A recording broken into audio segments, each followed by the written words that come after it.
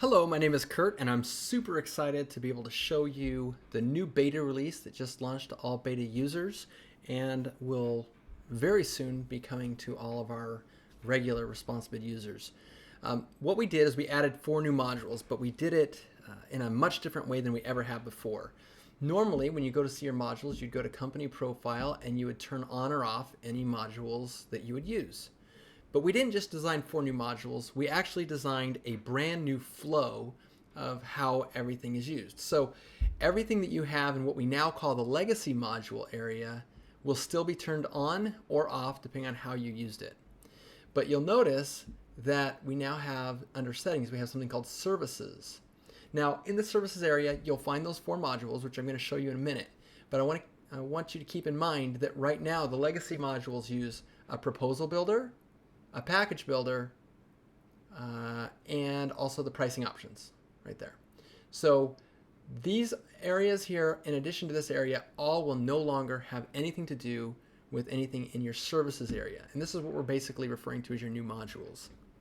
Now, you'll notice that in the active modules, when we launched this, you didn't get any active modules. All of the modules came to you as inactive modules. You'll need to turn them on. Make sure you set the pricing and everything else.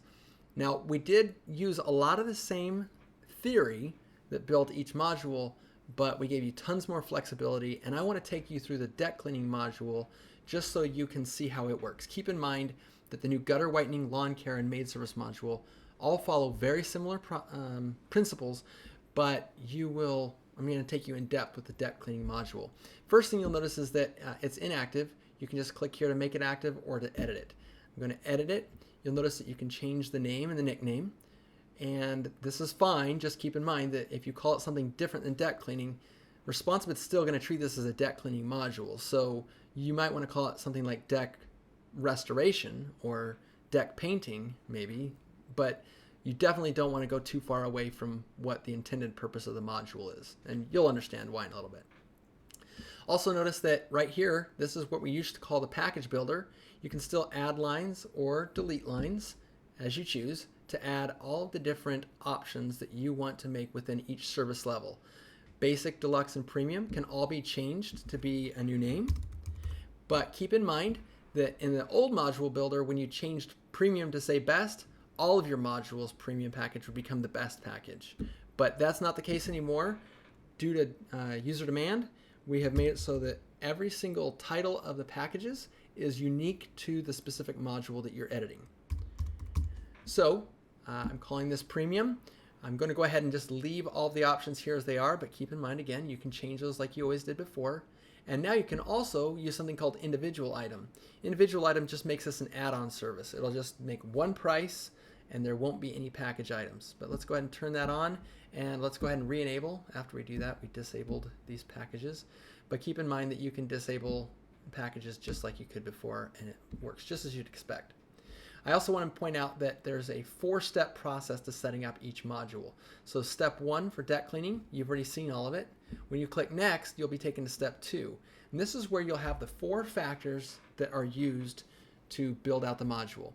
And all of the new modules have numerous different factors, but there will always be a base price setup and a fine-tuned setup.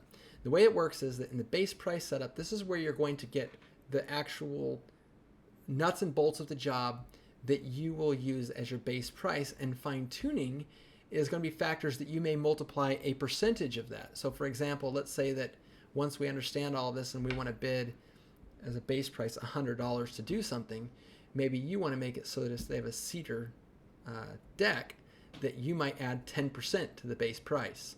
So that's, and I'll show you more about that in a minute, but this is where you would say, in this case, we're going to go ahead and ask for an area, a measurement area, and we'll do it in units of feet, and we will let them type in the name of their deck, or we could even change it over to a predefined menu and just give them a drop down of options to choose from. And you can add as many options as you'd like. Now, once you've got that kind of set up the way that you want it to be, you'll notice that there's an image and a description for hovering over, and I'll show you that in a minute. But this is where you would be able to make any changes that you want there. This is where you can ask the customer to tell you how many linear feet of railing they have, how many steps they have on deck stairs, And you could add other options as well. This is kind of the how many of this do you have area. Now, once you've gotten that all set up, then this is where you might want to add different types of things that deck floors can be made of and different things that railings can be made of. You can also change the wording of this to match your area better if you'd like. Now, step 3 is where we set pricing. So again, base price, we're setting up how many dollars or cents we want to charge per square foot of the deck, how many dollars per linear foot of railing, and how many cents or dollars per step that we're told. Once we figured out the base price, now we can start adding 10% for certain packages for certain factors. And again, you'll add all the factors you want in the last step, and they'll just show up right here. Easy as pie. Now, when you click on these, you can see that this is where you'll figure out if it's an upcharge, a discount, if you just want to ignore it like we are in so many of these other areas, or if we want something to be a bid-in-person factor. For example, in this case, we decided that cedar is something that must require a bid-in-person. You could say that for composite or anything else that you like as well. Now, what is our railing made of? This is, again, another opportunity to do the same thing, but you can see that you have the opportunity, again, to use percentage, or you could add a dollar amount. So maybe you'll add $10 for something, or maybe you add a certain percentage for something. But no matter what it is, these fine-tune items will just take 5%, or however many percent, of what the math comes out to be once we've figured out how many square feet they have and how many linear feet and steps they have, and we multiply and get the final base price. The final step is where we'll take 3 items from your form builder. So up here in the form builder, that's where you would set area minimums, house size minimums, and trip charges. And you can tell ResponsiBid if you want to consider those or not. You can set a dollar minimum for this particular module just across the board, and they can also be used in tandem with other minimums that you have. And you can also set a measurement minimum. So if someone says they only have a 5x5 area of a deck, if you set this to be 50, it will consider that 5x5 area as a 50 square foot area. And then you can also set a total area. So once all the decks are added up, there's a minimum. So if it comes out to be 82 square feet, ResponsiBid's going to treat it like it's 100 square feet. You can do quantity minimums for linear feet of railing and decks, and stairs to your decks. And you can also set discounts for volume. So whether they have lots and lots of linear feet of railing, whether they have lots and lots of steps, or whether just all items in general together, or if you wanted to have a volume discount for the number of square feet in a deck total. You'll notice these areas look familiar from the proposal builder. This is where you'll put your disclaimer for a bid that goes through, and this is for one that gets bid in person. You can determine if you want to have it collapsed by default or not, but your fine print will always be able to show right up with every single bid. Now, this is really neat because we've gone through the whole entire flow, and you can see that deck cleaning is ready to go. Now I'm going to go ahead and make this active, and you'll notice that now it shows up in my active modules. And I've already kind of started a form here for deck cleaning. You'll see that in deck cleaning, it would just show up right alongside all of your other modules. And when we click here, you'll see that now here is the text that you built out, and here's where they would be able to name their area, and they put their measurements in, 20 feet by 15 feet. Maybe they want to add a different one for a side deck, and we'll say 8 feet by 10 feet. And then we might do, okay, so for railing, and we'll say that, and this is, you'll notice this looks just like what you've seen in the past. So we'll say we've got 20 feet of railing and 10 steps.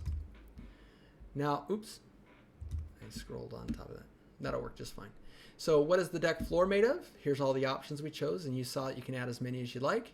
So I'm going to say it's pine, and here's where we can see where the railing's made of. I'll say that's pine as well, and click continue. Now, everything that you've seen there is pretty much the same as the old bidding process, but now you'll see that deck cleaning has its own process. You can see that we have all the packages come out just as you'd expect. Again, you already saw those are all customizable. But now here's something very, very unique to the new modules. And that is that when you go into the customer profile and you look in there, you'll notice that there aren't any adjustment areas, but you can still make adjustments as you like. The reason you don't see how to adjust the pricing here is because we actually made it so that you could look at how the price was determined. And if you want to add an adjustment, you'll just simply click add. You'll give the adjustment a name. maybe the nice guy discount. Maybe you want to discount it by a certain amount, or maybe you want to make it a fixed price.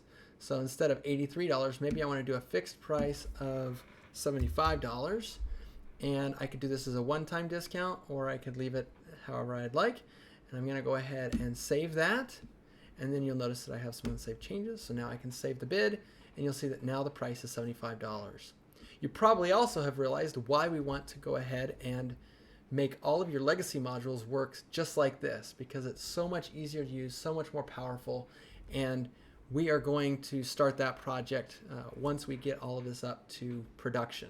So beta testers, let us know what you think. Let us know if you run into any issues, but please make sure you turn on some of these new modules and get them going. Hopefully those are some services that you will use within your company, and we can't wait to get feedback from all of you.